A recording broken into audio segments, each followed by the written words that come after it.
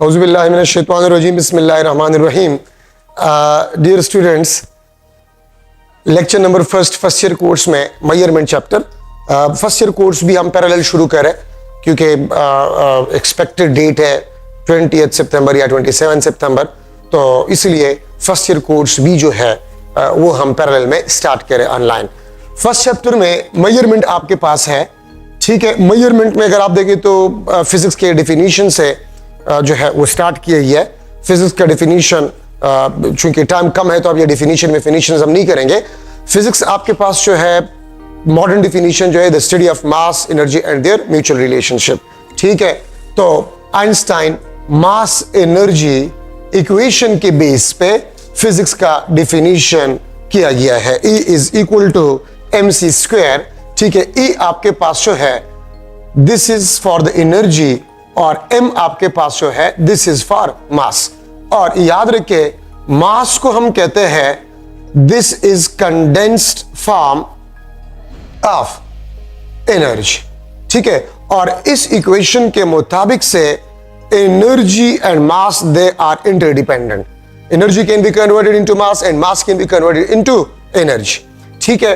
Where c square आपके पास जो है this is a proportionality constant. तो देखिए जो मॉडर्न डिफिनेशन है फिजिक्स का वो इस इक्वेशन के बेस पे which is the Einstein mass energy equation is equal to mc square, ठीक है। So the study of mass, energy and their mutual relationship, क्योंकि इस कायनात में सिर्फ दो चीजें हैं, या तो एनर्जी है या मास है। एनर्जी मास में कन्वर्ट होता है, मास एनर्जी में कन्वर्ट होता है। मॉडर्न फिजिक्स में आप लोगों ने पढ़ा है, ठीक है। पेयर प्रोडक्शन में इलेक्ट्रोमैग्नेटिक रेडिएशन गामा रेज जो है वो इलेक्ट्रॉन और पॉजिट्रॉन में कन्वर्ट हो जाता है, ठीक है। और इनहेलेशन ऑफ मैटर में इलेक्ट्रॉन और पॉजिट्रॉन आपके पास जो है जब इसको हम मिलाते हैं तो वो एनर्जी में कन्वर्ट हो जाते हैं, गामा रेज में कन्वर्ट हो जाते हैं, ठीक है। मॉडर्न फिजिक्स में आप लोग ये चीजें पढ़ चुके हैं, ठीक है। तो बाकी इसमें हम और डिटेल में नहीं जा सकते क्योंकि जरूरत ही नहीं है, ठीक है। फिजिक्स के मुख्तलिफ ब्रांचेस है, लेकिन इसकी जो मेन दो ब्रांचेस है वो क्लासिकल फिजिक्स जिसको हम ओल्ड फिजिक्स भी कहते हैं और न्यूटनियन फिजिक्स भी कहते हैं, ठीक है। और दूसरा आपके पास जो है मॉडर्न फिजिक्स है। क्लासिकल फिजिक्स में हम माइक्रोस्कोपिक बॉडीज को पढ़ते हैं, ठीक है, and motion with small speeds. Modern physics में हम माइक्रोस्कोपिक ऑब्जेक्ट्स को पढ़ते हैं और मोशन विद हाई स्पीड जिसको हम रिलेटिविस्टिक स्पीड कहते हैं, ठीक है। तो ये दो मेन ब्रांचेस है, बाकी आपके पास और ब्रांचेस भी है, ठीक है। मेजरमेंट आपके पास क्या होता है? Measurement the comparison of unknown physical quantity with unknown physical quantity, ठीक है। मेजरमेंट का सिंपल मतलब आपके पास होता है the comparison of unknown physical quantities, of unknown physical quantity with a known physical quantity, ठीक है। इसको हम बेसिकली कहते हैं मेजरमेंट। और नॉन फिजिकल क्वांटिटी आपके पास है, इसको हम स्टैंडर्ड कहते हैं, ठीक है। इसको हम कहते हैं दिस इज स्टैंडर्ड, ठीक है। या स्टैंडर्ड को हम कहते हैं यूनिट क्वांटिटी, ठीक है। या यूनिट क्वांटिटी के बजाय सिंपली आप इसको लिख सकते हैं यूनिट। तो मेजरमेंट आपके पास जो है this is only the comparison of unknown physical quantity with a known physical quantity, ठीक है। लेकिन इन दोनों का नेचर आपके पास सेम होना चाहिए, मास के साथ, टाइम के साथ, लेंथ के साथ, ठीक है। अच्छा, इसके बाद आपके पास जो है फिजिकल क्वांटिटी क्या होता है? हर वो चीज जिसको मेजर कर सके, ऑब्जर्व कर सके, उसको हम फिजिकल क्वांटिटी कहते हैं, ठीक है। और फिजिकल क्वांटिटीज आपके पास दो किस्म के हैं, ठीक है। उसको भी फिर डिवाइड किया गया है बेस या fundamental quantities and derived physical quantities, ठीक है। बेस या fundamental and derived physical quantities, ठीक है। अब इसका डेफिनेशन आपके पास क्या है? बेस या फंडामेंटल का डेफिनेशन उम्मीद है आप लोगों को आता होगा, ठीक है। The minimum number of those physical quantities in terms of which other physical quantities और फिजिकल लॉज में बी एक्सप्रेस्ड, ठीक है। तो उसको बेसिकली हम बेस या फंडामेंटल क्वांटिटीज कहते हैं, ठीक है।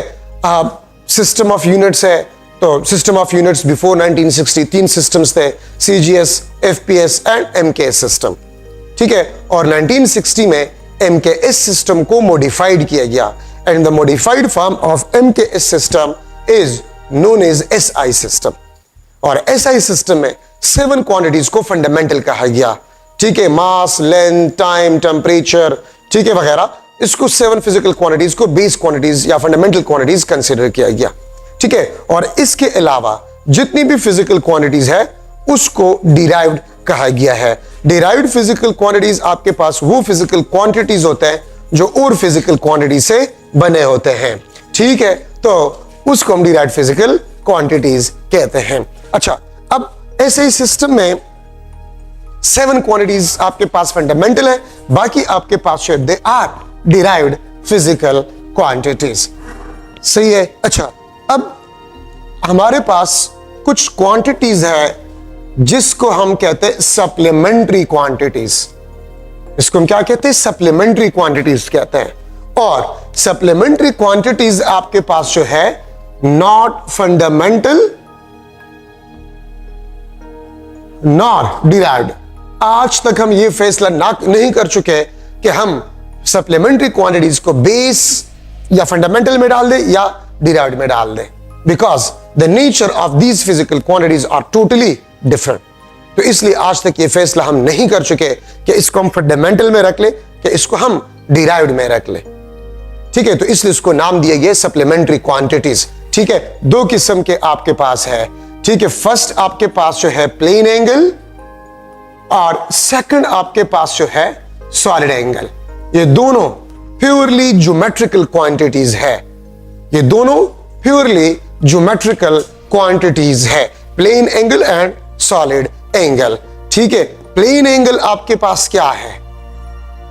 प्लेन एंगल आपके पास क्या है? अगर मैं एक सर्कल को लूं, ठीक है, और यहां से मैं दिस इज O, ये आपके पास A point, this is B and this is R। इसको हम कहते हैं दिस इज AB आर्क, और AB आर्क को हम S कहते हैं, दिस इज रेडियस। ये arc length centre of circle पे जो एंगल बनाता है उसको हम प्लेन एंगल कहते हैं। तो डिफिनीशन में नहीं लिख रहा, मैंने आपको बता दिया कि डिफिनीशंस का टाइम हमारे पास नहीं है, डिफिनीशंस आप खुद पढ़ा करें, ठीक है। Plane angle, the angle subtended by arc length of a circle at the center of a circle. The angle subtended by the arc length of a circle at the center of a circle is known as plane angle. देखिए, symbolic representation ये फर्जी होता है, symbolic representation आपके पास होते हैं, ये फर्जी होता है। सिंबल्स आप कुछ भी इस्तेमाल कर सकते हैं, लेकिन मोस्टली कॉमन जो सिंबल आपके पास है प्लेन एंगल का, थीटा, इसको मोस्टली कॉमन यूज करते हैं, ठीक है। सो प्लेन एंगल को थीटा से डिनोट किया जाता है। एस यहां पर आपके पास जो ये आर्क लेंथ है, आर आपके पास जो this is the radius of a circle, ठीक है। और आपके पास जो फार्मूला है, अगर मैं इसको थोड़ा सा 2-3 स्टेप्स में कर लो, arc length is directly proportional to r if theta is kept constant, ठीक है। अगर आप रेडियस को बढ़ा रहे हैं, आप थोड़ा सा इस डायग्राम को देख सकते हैं, अगर मैं रेडियस को बढ़ा रहा हूं, अगर मैं रेडियस को बढ़ा रहा हूं तो आर्क लेंथ आपके पास बढ़ रहा है, थीटा कांस्टेंट है, theta constant, S is directly proportional to R, ठीक है। अगर आप 2 सर्कल जिसके रेडियाई डिफरेंट है, अगर उसका सेम प्लेन एंगल आप ले रहे हैं तो आर्क लेंथ आपके पास डिफरेंट होगा।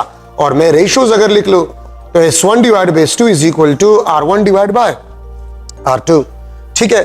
S is directly proportional to theta if R is kept constant. इसको समझना आसान है। अगर मैं थीटा को बढ़ा रहा हूं, आप यहां से देख सकते हैं, अगर मैं थीटा को बढ़ा रहा हूं, ठीक है, अगर मैं थीटा को बढ़ा रहा हूं तो आर्क लेंथ भी आपके पास बढ़ रहा है, ठीक है, if the radius of circle is kept constant. आप देखिए, अगर मैं आर्क लेंथ को बढ़ा, थीटा को बढ़ा रहा हूं तो आर्क लेंथ भी बढ़ता है, ठीक है। और अगर मैं यहां पर इसका रेशियोज लिख लूं तो S1 divide by S2 is equal to theta 1 divide by theta 2। अच्छा, अब दोनों को अगर मैं मिला लूं तो S is directly proportional to R theta. Proportionality को अगर मैं खत्म कर लूं तो K R थीटा, और K आपके पास किस चीज के बराबर है? 1 के बराबर है, तो S is equal to R theta, ठीक है। ये आपके पास इक्वेशन बन गया है। प्रोपोर्शनलिटी कांस्टेंट K का वैल्यू आपके पास जो है वो 1 है।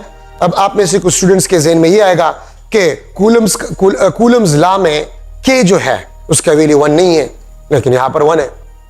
ठीक है, तो याद रखिए प्रोपोर्शनलिटी कांस्टेंट का वैल्यू क्या होगा ये हमें एक्सपेरिमेंट बताते हैं। एक्सपेरिमेंट से हमें पता चल जाता है कि के का वैल्यू आपके पास है वो क्या होगा। ठीक है, मैं यहां पर भी लिख सकता हूं theta is equal to S divide by R. ठीक है, और थीटा आपके पास क्या है, प्लेन एंगल है। तो देखिए प्लेन एंगल का डिफिनीशन आपके पास ये हो गया है, the ratio of arc length of a circle and radius of a circle. The ratio of arc length and radius of a circle is known as a plane angle. तो ये भी definition है, the ratio of arc length of a circle to the radius of a circle is known as plane angle. तो ये भी आपके पास plane angle का डिफिनीशन है। ठीक है, अच्छा अब यहां पर अगर मैं लो स्टैंडर्ड यूनिट, तो स्टैंडर्ड यूनिट आपके पास जो है प्लेन एंगल का वो आपके पास रेडियन है। The standard unit of plane angle is a radian. ठीक है, अच्छा और 1 रेडियन किस चीज के बराबर है? 1 रेडियन का डिफिनीशन क्या है? If s is equal to r, if arc length is equal to the radius of a circle, if s is equal to r, अगर arc length radius of a circle के बराबर हो जाए तो फिर हम कहते हैं कि थीटा इस arc length का 1 रेडियन होगा। ठीक है, अगर मैं एग्जाम्पल जो है वो करूं,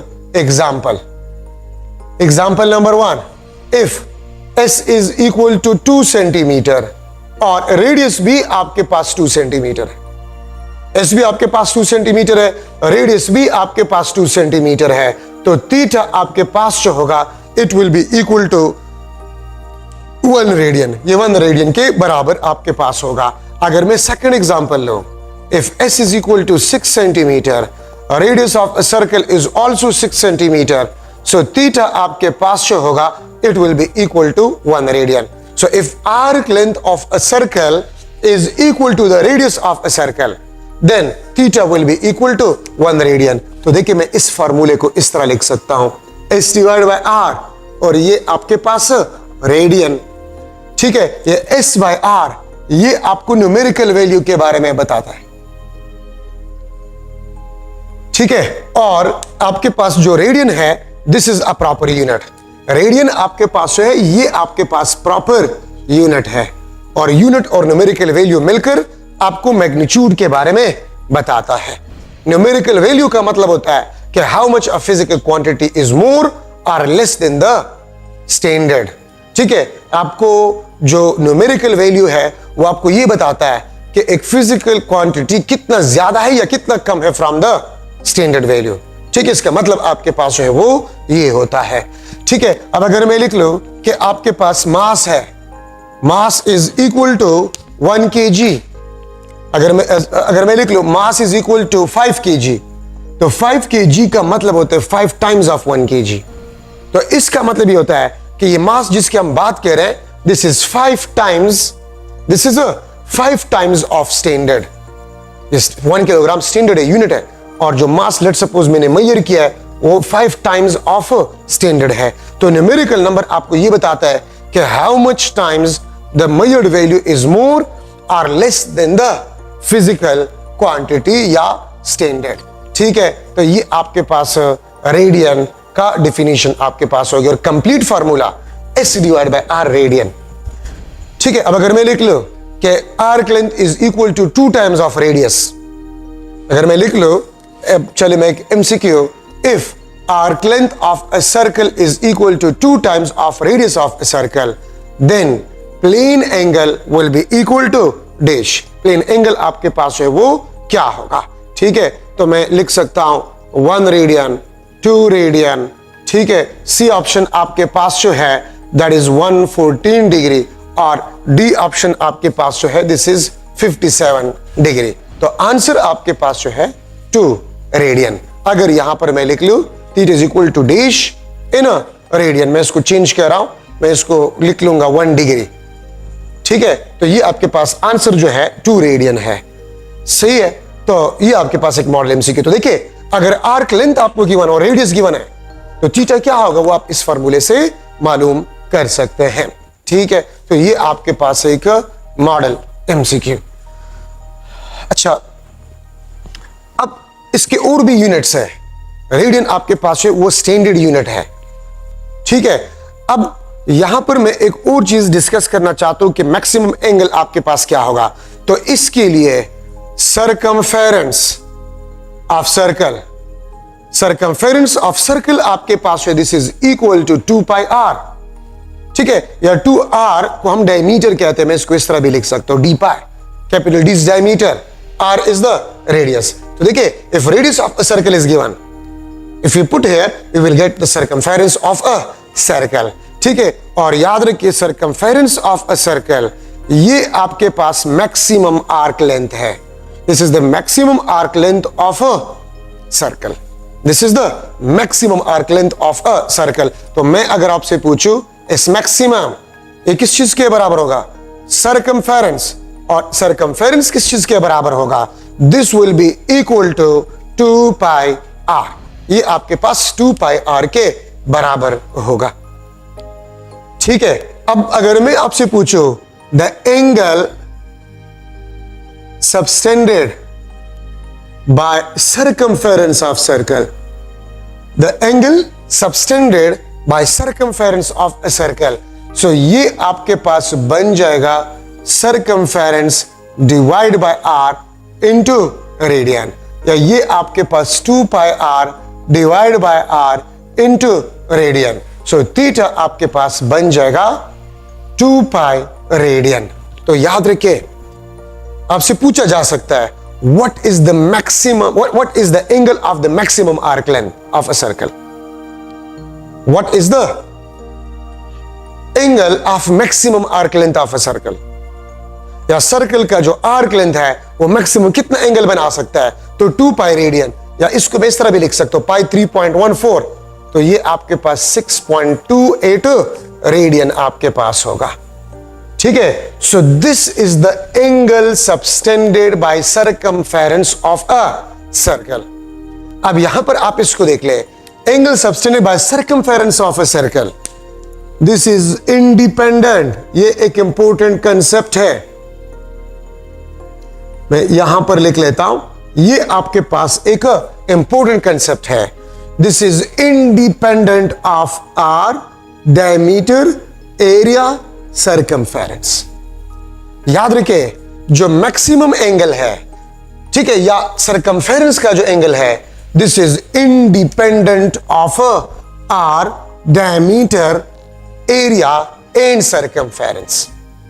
ठीक है, ये बात याद रखिए, ये आपके पास इंपॉर्टेंट कंसेप्ट है। क्या मतलब है इसका, अब अगर आपके पास एक इतना छोटा सा सर्कल है या इससे बड़ा सर्कल है, तो ये भी 2 पाई रेडियन एंगल को बनाता है और ये भी 2 पाई रेडियन एंगल को बनाता है। तो याद रखिए, आपको रेडियस में कंफ्यूज किया जा सकता है, आपको डायमीटर में कंफ्यूज किया जा सकता है, आपको सर्कमफेरेंस में कंफ्यूज किया जा सकता है, आपको एरिया में कंफ्यूज किया जा सकता है। ठीक है, लेकिन ये बात याद रखिए कि सर्कमफेरेंस जो एंगल बनाता है वो हमेशा आपके पास 2 पाई रेडियन होगा। अगर मैं लिख लूं एक एमसीक्यू, ठीक है, the angle subtended by circle having 2 centimetre radius, angle subtended by circle having 2 centimeter radius at its center, 2 बल्कि 6.28 रेडियन। ठीक है, then angle subtended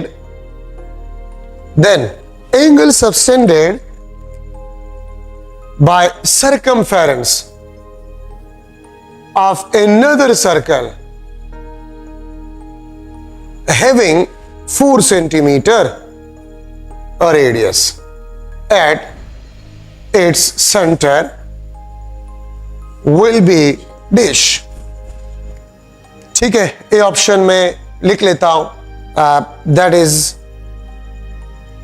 2 pi radian, B option आपके पास 1 रेडियन, सी ऑप्शन आपके पास 1 डिग्री, और डी ऑप्शन आपके पास जो है दैट इज 4 पाई रेडियन। ठीक है, आप थोड़ा सा क्वेश्चन को देखें, मैंने यहां पर लिखा the angle subtended by circle of circle 2 centimetre radius. तो अगर दूसरा सर्कल है जिसका रेडियस 4 सेंटीमीटर है, वो कितना एंगल बनाएगा? तो देखिए, अगर सर्कल का डायमीटर डबल हो जाए, रेडियस डबल हो जाए, सरकमफेरेंस डबल हो जाए, एरिया डबल हो जाए, ठीक है, तो याद रखिए सरकमफेरेंस के एंगल पे कुछ भी फर्क नहीं पड़ेगा, वो आपके पास 2 पाई रेडियन ही होगा। एक सर्कल जो है वो 2 पाई रेडियन से ज्यादा एंगल नहीं बना सकता। So the maximum angle by the circumference of a circle is a 2 pi radian. The angle subtended by maximum arc length of a circle is 2 pi radian. ठीक है, अगर आप एरिया को डबल करें, रेडियस को, एरिया को, circumference को, diameter को, अब जितने भी टाइम चेंज करें तो सरकमफेरेंस ऑफ अ सर्कल वो 2 पाई रेडियन एंगल को बनाएगा। ठीक है, ये बात याद रखिए। सो this is one of the model MCQ in a radian. यहां पर जो पाई हमने लिख लिया पाई, तो पाई का डेफिनेशन आपके पास क्या है? The ratio of circumference of a circle to the diameter of a circle. ठीक है, इसको हम कहते हैं this is pi. The ratio of circumference of a circle to the diameter of a circle is equal to pi. इसको हम पाई कहते हैं। ठीक है, तो ये आपके पास पाई का डिफिनीशन हो गया। अच्छा, अब यहां पर हम स्टार्ट कर रहे हैं degree. Degree is also unit of plane angle. This is also the unit of plane angle, but this is not a standard unit. Unit एक फिजिकल क्वांटिटी, एक से ज्यादा यूनिट्स हम इस्तेमाल करते हैं, लेकिन सारे स्टैंडर्ड नहीं होते। ठीक है, उसमें आपके पास जो है एक जो है वो स्टैंडर्ड होता है, वो डिपेंड करता है सिस्टम पे। ठीक है, तो डिग्री आपके पास unit of plane which is not standard. ठीक है, 1 degree this is equal to 1 divide by 360 of circumference of circle. 1 degree आपके पास जो है this is equal to 1 divide by 360 of circumference of circle. ठीक है, मतलब ये है कि सरकमफेरेंस ऑफ सर्कल को अगर आप 360 इक्वल पार्ट्स में डिवाइड करें तो एक पार्ट का एंगल 1 डिग्री होगा। ठीक है, ये बात आप लोग याद रखिए। या मैं इस तरह भी लिख सकता हूं, angle of circumference is equal to 360 degree. तो देखिए, सरकमफेरेंस का एंगल 2 पाई रेडियन भी है और 360 डिग्री भी है, तो मैं लिख सकता हूं 2 pi radian is equal to 360 degree. 2 pi radian is equal to 360 degree. और अगर मैं इसको स्प्लिट करूं तो 1 रेडियन आपके पास बन जाएगा 360 डिग्री डिवाइड बाय 2 पाई। और अगर आप इसको सॉल्व करें तो आपके पास बन जाता है 1 radian is equal to 57 degree. तो ये इक्वेशन आपको बता रहा है कि radian is larger than degree. Radian degree से लार्जर है। ठीक है, और अगर मैं इंटर कन्वर्जन करना चाहता हूं तो n times of 1 radian is equal to n times of 57 degree. 2 रेडियन कितने डिग्री के बराबर है? तो 2 मल्टीप्लाई करें दोनों साइड पे। ठीक है, 4 रेडियन तो कितने डिग्री के बराबर? तो 4 दोनों साइड पे मल्टीप्लाई करें। ठीक है, और मैं इस तरह भी लिख सकता हूं कि 1 degree is equal to 2 pi radian divide by 360।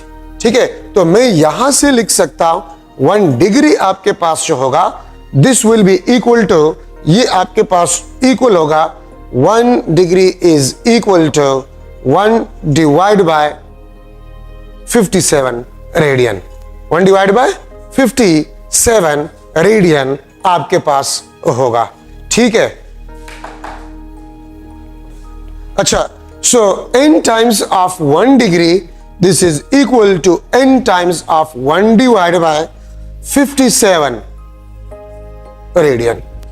ये भी आप इंटर कन्वर्जन के लिए इस्तेमाल कर सकते हैं। रेडियन से आप डिग्री में जा सकते हैं, डिग्री से आप रेडियन में जा सकते हैं। ठीक है, तो ये बात याद रखें। अच्छा, देखिए, रिवॉल्यूशन भी आपके पास यूनिट है। रिवोल्यूशन यहां पर लिख लेता हूं, रिवोल्यूशन आपके पास जो है this is also the unit of plane angle. ठीक है, 1 revolution this is equal to 2 pi radian. ठीक है, तो अगर मैं लिख लो n revolution, n times of 1 revolution this is equal to n times of 2 pi radian. n times of 1 revolution is equal to n times of 2 pi radian. अगर 2 revolution है तो n2 होगा, 2 दोनों साइड पे मल्टीप्लाई करें। अगर 3 revolution है तो n3 होगा, दोनों साइड पे 3 आप मल्टीप्लाई करें। ठीक है, और मैं लिख सकता हूं 1 radian is equal to 1 divide by 2 pi revolution. 1 radian is equal to 1 divide by 2 pi revolution, या इसको आप इस तरीके से भी लिख सकते हैं n times of 1 radian is equal to n times of 1 divide by 2 pi revolution. तो देखिए, आप रिवोल्यूशन को रेडियन में कन्वर्ट कर सकते हैं और रेडियन को आप रिवोल्यूशन में कन्वर्ट कर सकते हैं। अगर मैं लिख लूं 10 रिवोल्यूशन कितने रेडियन के बराबर होगा, सो n 10 होगा, 10 दोनों साइड में मल्टीप्लाई करें। अगर मैं लिख लूं 10 रेडियन कितनी रिवोल्यूशन को बराबर होगा, तो ये 10 होगा। तो आप रिवोल्यूशन से रेडियन में जा सकते हैं और रेडियन से आप रिवोल्यूशन में जा सकते हैं। ठीक है, तो ये बात आप लोग याद रखिए। अच्छा, इसके और भी स्मॉलर यूनिट्स हैं, smaller units, minutes and seconds. 1 minute ये टाइम के यूनिट नहीं है, यहां पर प्लेन एंगल के हैं। 1 डिवाइड बाय 60 ऑफ डिग्री। ठीक है, 1 मिनट 1 डिवाइड बाय 60 डिग्री। इसका मतलब क्या है, क्या 1 डिग्री को आप 60 इक्वल पार्ट्स में डिवाइड करें। 1 डिग्री को आप 60 इक्वल पार्ट्स में डिवाइड कर, देखिए इसको मैं इस तरह भी लिख सकता हूं 60 मिनट्स। यहां पर मिनट्स प्लेन एंगल का यूनिट है, तो 1 डिग्री को 60 इक्वल पार्ट्स में डिवाइड करें तो एक पार्ट का एंगल वो 1 मिनट होगा। ठीक है, और सिमिलरली आपके पास सेकंड है, 1 second is equal to 1 divide by 60 minutes.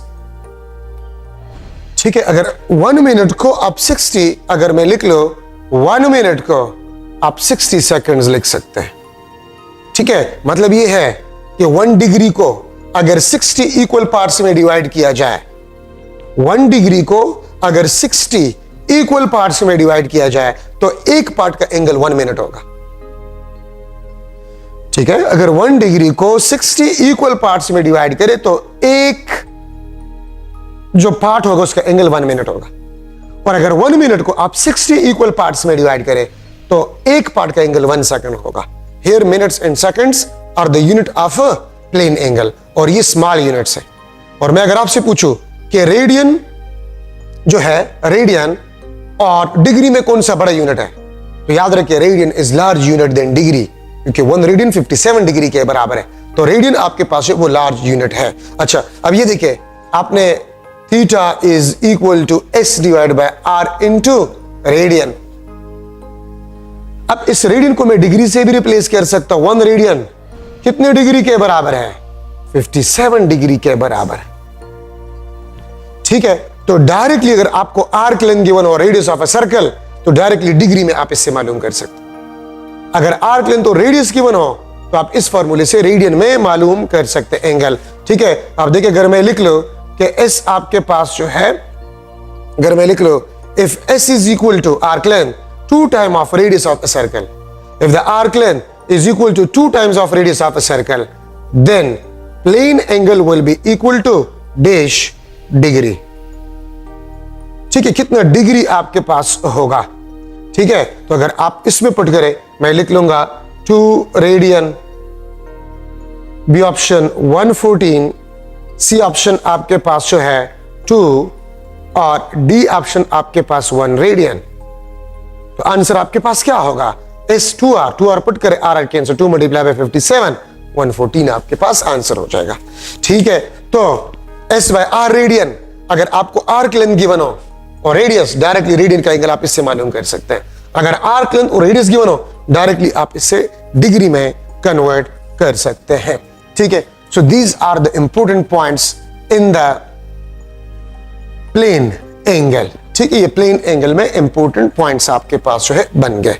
ठीक है, अगर मैं आपसे पूछूं हाफ सरकमफेरेंस कितना एंगल बनाते हैं? हाफ सरकमफेरेंस, तो पूरा सरकमफेरेंस 2 पाई रेडियन, तो half circumference pi radian.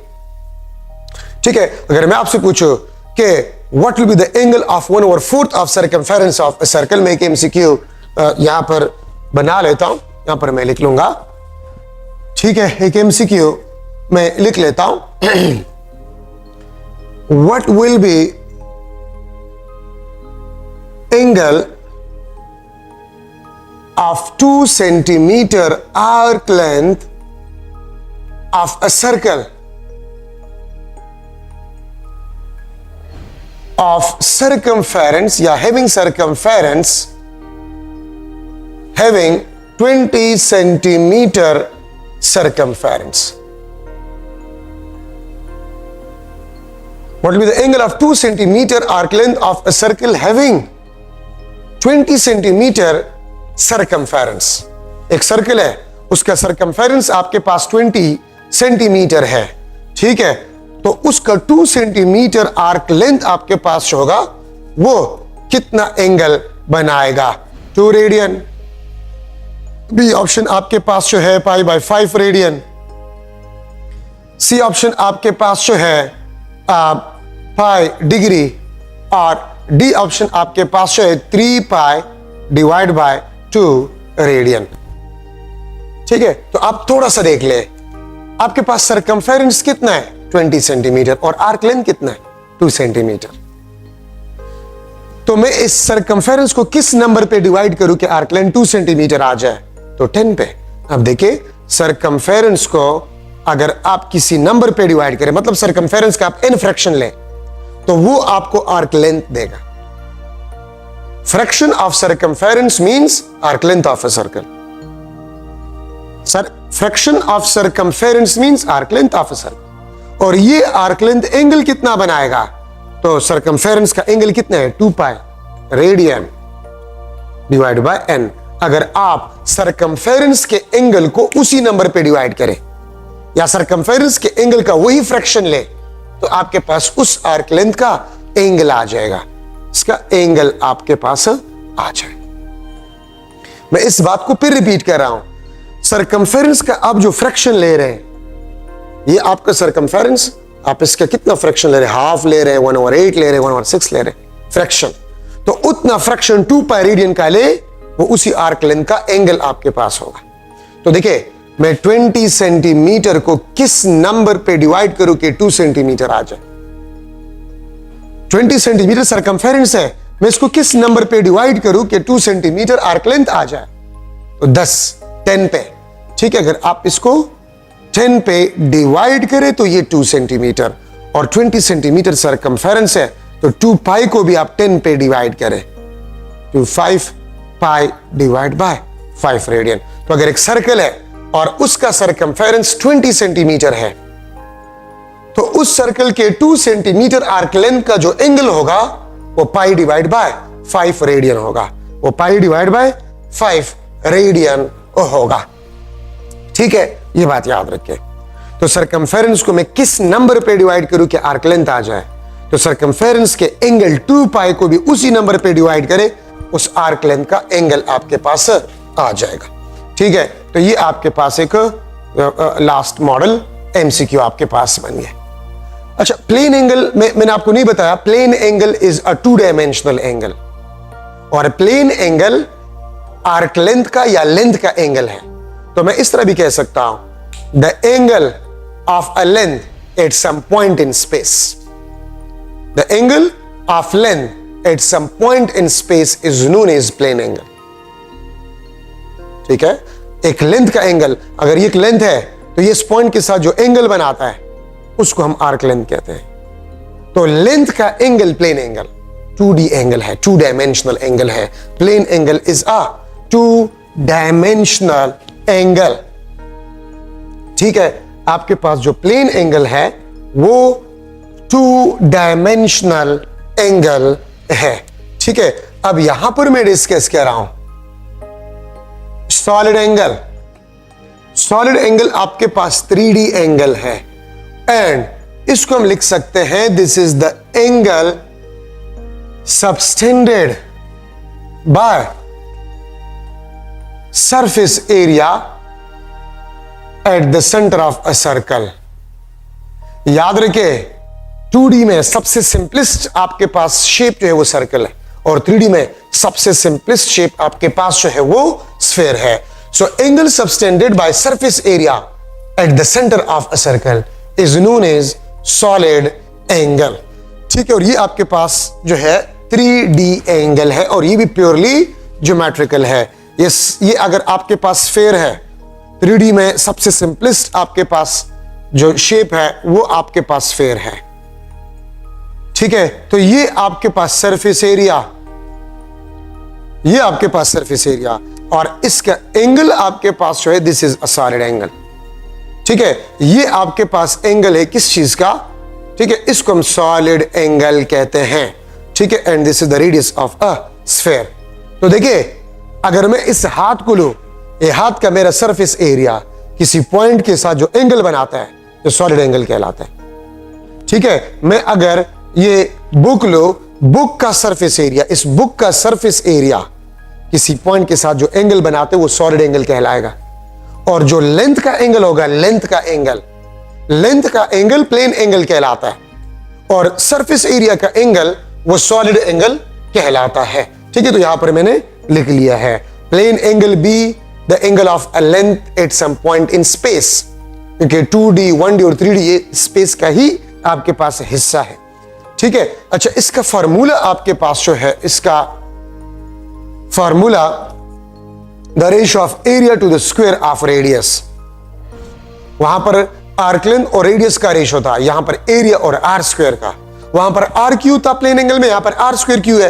Area है यहां पर, और एरिया में आर पे स्क्वायर होती है इसलिए आर स्क्वायर, और आर्क लेंथ एक लेंथ है इसलिए रेडियस वहां पर है।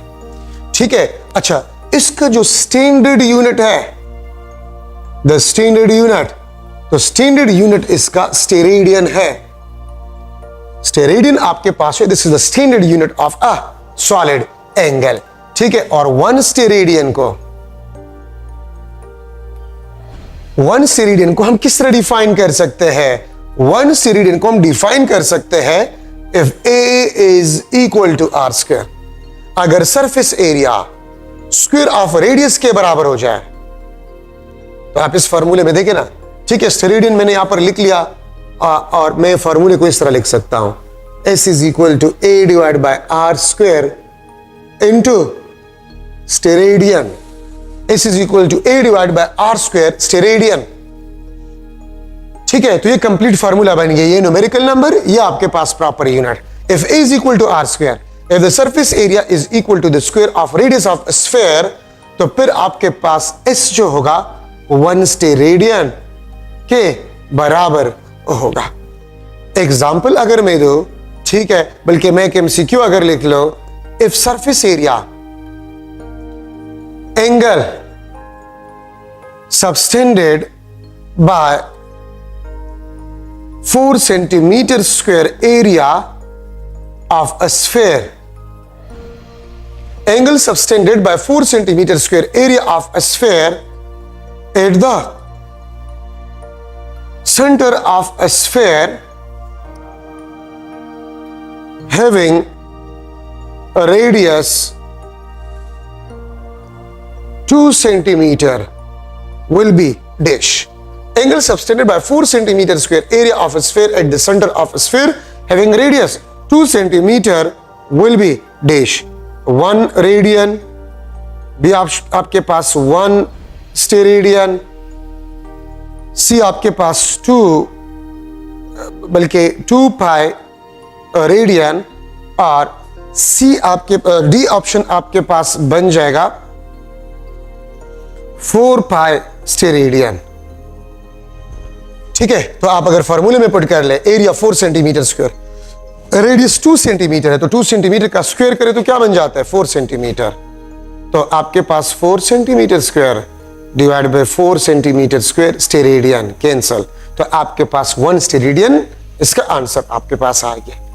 The angle subtended by the surface area of a sphere is known as solid angle. इसको हम सॉलिड एंगल कहते हैं। ठीक है, फॉर्मूला आपके पास a divide by R square, steradian आपके पास बन गया है। ठीक है, अब यहां पर जो है, अब हम ले रहे हैं the angle subtended bye closed surface area of a sphere. देखिए, आपके पास एक ओपन सरफेस एरिया होता है और एक क्लोज सरफेस एरिया होता है। एक आपके पास ओपन सरफेस एरिया होता है और एक क्लोज सरफेस एरिया होता है। तो वो सरफेस एरिया जो कि कुछ वॉल्यूम को बाउंड करता है, स्पेस के वॉल्यूम को बाउंड करता है, इनक्लोज करता है, वो क्लोज सरफेस एरिया कहलाता है। आप जिस रूम में बैठे हुए हैं, आप इस रूम का क्लोज सरफेस एरिया क्या है? 1 2 3 4 5 6। आपके रूम के 6 फेसेस है और 6 फेसेस के एरियाज मालूम करके ऐड कर जाए तो आपके रूम का क्लोज सरफेस एरिया आ जाएगा। लेकिन एक दीवार का एरिया ओपन एरिया या फ्लैट एरिया, छत का area flat area open area, floor का फ्लैट एरिया या ओपन एरिया आपके पास है। तो close surface area, the area of any 3D body, the area which enclose some volume of space, उसको हम क्लोज्ड सरफेस एरिया कहते हैं। क्योंकि यहां पर हमने स्फीयर लिया है। स्फीयर हमने क्यों लिया है? क्योंकि स्फीयर 3D में से सबसे सिंपलेस्ट ऑब्जेक्ट आपके पास है। ठीक है, the area of a sphere, this is equal to 4 pi r square. The area of a sphere is equal to 4 pi r square. ठीक है, तो मैं अगर सॉलिड एंगल लिख लो, so area of a sphere divide by r square into steradian. ठीक है, तो मैं इसको लिख लूंगा 4 pi r square divide by r square into steradian, और इस आपके पास बन जाएगा s is equal to 4 pi steradian. So this is the angle subtended by the closed surface area of a sphere. ठीक है, 4 पाई स्टेरेडियन। आप अगर इसमें देखें, जिस तरह आपने सरकमफेरेंस के एंगल में पढ़ा 2 पाई रेडियन, उसमें भी रेडियस या डायमीटर या एरिया नहीं था या सरकमफेरेंस नहीं था। ठीक है, अब अगर आप इसमें देखें, इसमें भी ना तो रेडियस है, ना डायमीटर है, ना लेंथ है, ना एरिया है, ना वॉल्यूम है। तो मैं लिख लूंगा एक इंपॉर्टेंट कंसेप्ट, इसमें भी एक इंपॉर्टेंट कंसेप्ट में लिख लूंगा कि आपके पास independent of R, diameter D, area A, volume V। ठीक है, इससे इंडिपेंडेंट आपके पास होता है। सो देखिए, मैं इसके साथ भी लिख लेता हूं, दिस इज द एंगल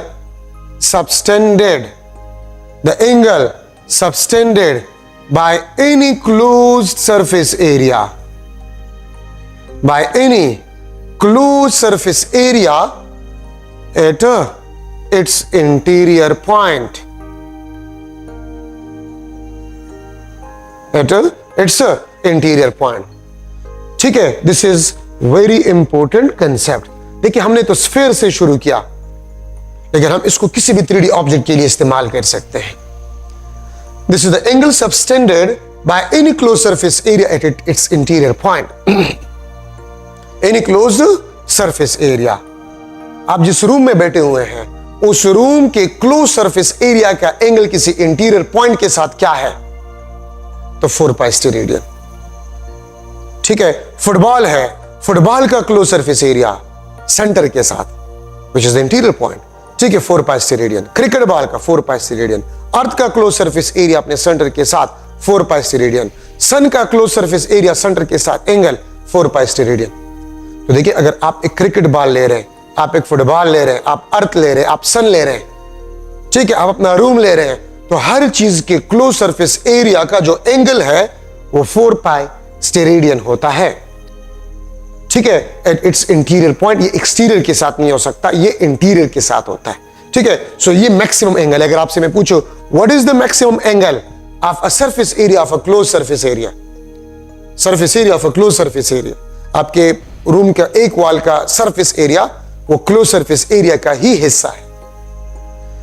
ठीक है, तो 4 पाई स्टेरेडियन ये आपके पास मैक्सिमम एंगल है। तो एक स्फीयर का रेडियस जो भी हो, एक स्फीयर का डायमीटर जो भी हो, मैं यहां पर लिख सकता हूं एमसीक्यू के the ratio of the radii of two spheres is equal to 1:4।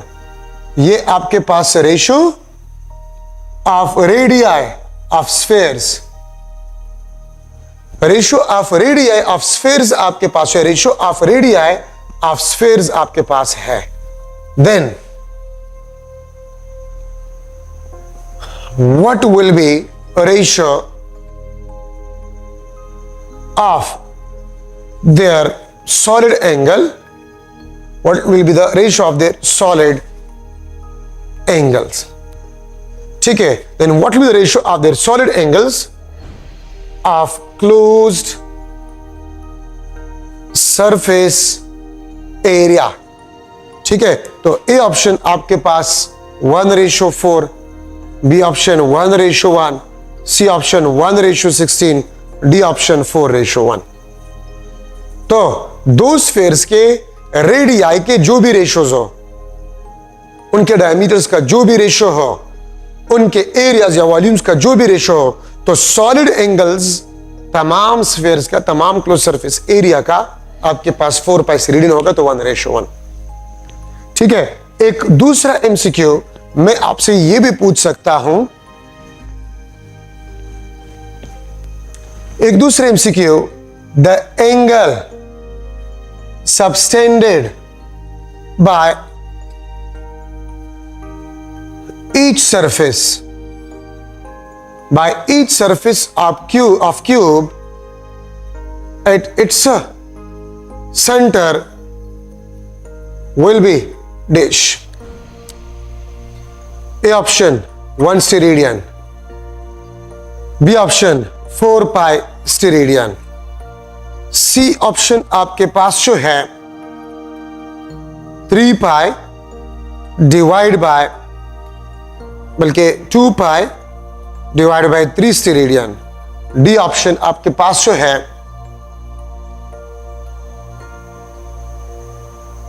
4 pi divide by 3 steradian. तो आंसर आपके पास क्या होगा? तो देखिए मैंने यहां पर क्या लिखे, क्यूब, और आपको पता है कि क्यूब के तमाम सरफेसेस एरियाज वो इक्वल होते हैं, तो मैंने यहां पर लिखे ईच सरफेस एरिया। अगर आप लोग क्यूब को देख ले तो क्यूब के 6 सरफेसेस होते हैं, तो ईच सरफेस एरिया, ठीक है, मैं यहां पर अगर एक क्यूब बना लूं, ये आपके पास क्यूब, आप इसको देखिए, इसके 6 सरफेसेस है, 1 2 3 4 5 और ये 6, तो एक सरफेस एरिया, तो मैंने 6 में से 1 लिया, 1/6 सरफेस एरिया। ठीक है, और टोटल एंगल आपके पास कितने होते हैं? 4 pi steradian, 2 2 4 2 3 6, 2 pi divide by 3 steradian. देखिए अगर 6 फेसेस है और एक फेस का एंगल आप ले रहे हैं, तो आपके पास 1/6 मल्टीप्लाई बाय 4 पाई स्टेरेडियन। अगर मैं आपसे कह दूं कि 2 फेसेस, अगर मैं 2 फेसेस लो तो 2 into 1 divide bye 6 multiply by 4 pi steradian. ठीक है, तो ये आपके पास 2 divide by 6 4 pi divide by 3 पर ये आंसर होगा। अगर मैं 3 सरफेसेस लू क्यूब के, तो 3/6 मींस हाफ। ठीक है, तो 6 में से अगर आप एक सरफेस एरिया ले रहे हैं, तो 6 में से एक fraction 1/6 multiply by total angle. अगर आप 2 सरफेसेस ले रहे हैं, तो 2 divide by 6 multiply by total angle. अगर आप 3 सरफेसेस ले रहे हैं, तो 3 divide by 6 multiply by total angle. तो आपके पास ये जो है इंपॉर्टेंट कंसेप्ट आपके पास सॉलिड एंगल में जो है वो बन गया है। ठीक है, अब अगर मैं जो है लू एक चीज इसमें से, अगर मैं लू कि स्फीयर है, स्फीयर का हाफ क्लोज सरफेस एरिया, तो 4 पाई को हाफ करें, 2 पाई स्टेरेडियन। स्फीयर का 1/4 पार्ट, तो 4 पाई को 4 पे डिवाइड करें। ठीक है, अच्छा न्यूमेरिकली नेचर वाइज नहीं, नेचर वाइज सॉलिड एंगल और प्लेन एंगल को आप कंपेयर नहीं कर सकते। ठीक है, न्यूमेरिकली सॉलिड एंगल ये 4 pi s is equal to 2 multiply by 2 pi, तो ये आपके पास 2 थीटा। सो याद रखिए, numerically solid angle that is equal to 2 times of plane angle, लेकिन न्यूमेरिकली, अच्छा नेचर वाइज नहीं। न्यूमेरिकली का मतलब क्या है? अगर मैं आपसे पूछूं न्यूमेरिकली का मतलब क्या है, न्यूमेरिकली का मतलब ये होता है, आप यहां पर देखें अगर मैं लिख लूं 10 किलोग्राम ये मास है और टाइम आपके पास 10 सेकंड्स है, तो मास और टाइम तो बराबर नहीं हो सकते, लेकिन न्यूमेरिकली आपके पास mass is equal to t means 10 is equal to 10। मैं किलोग्राम और सेकंड नहीं लिख सकता इसके साथ। तो याद रखिए, numerically solid angle is equal to 2 times of a plane angle. Numerically solid angle is equal to 2 times of plane angle. ठीक है, तो ये बात आप लोग याद रखिए। तो ये आपका फर्स्ट ईयर कोर्स मैंने शुरू कर लिया। ठीक है, फर्स्ट ईयर कोर्स भी हम पैरेलल में जाएंगे, 2 लेक्चर्स अपलोड होंगे। ठीक है, एक सुबह और एक शाम को, और कोशिश करते कि इंपॉर्टेंट चीजें जो है फर्स्ट ईयर चूंकि इंपॉर्टेंट और आप लोगों से भूल गए, तो हम इसमें ज्यादा काम करेंगे, और सेकेंड ईयर में थोड़ा, सेकेंड ईयर में तो कम जो है काम जो है वो रह गया है। ठीक है, तो नेक्स्ट लेक्चर में, फर्स्ट ईयर के सेकेंड लेक्चर में मैं स्टार्ट करूंगा। देखिए, इसमें आपको चीजें हैं, साइंटिफिक नोटेशन। ठीक है, आसान सी चीजें हैं, प्रीफिक्सेस है। ठीक है, साइंटिफिक नोटेशन आप पढ़े, प्रीफिक्सेस आप पढ़े। ठीक है, एरर्स आप पढ़े, टाइप्स ऑफ एरर, अनसर्टेनिटी में अपने सीक्वेंस से जाऊंगा। ठीक है, इसको मैं सेकंड लेक्चर में इंशाल्लाह मैं करवाऊंगा, फर्स्ट ईयर के सेकंड लेक्चर में। तो आप गौर से जो है इसको पढ़े, इंशाल्लाह नेक्स्ट सेकंड लेक्चर में इन टॉपिक्स को मैं पढ़ाऊंगा। Thank you so much.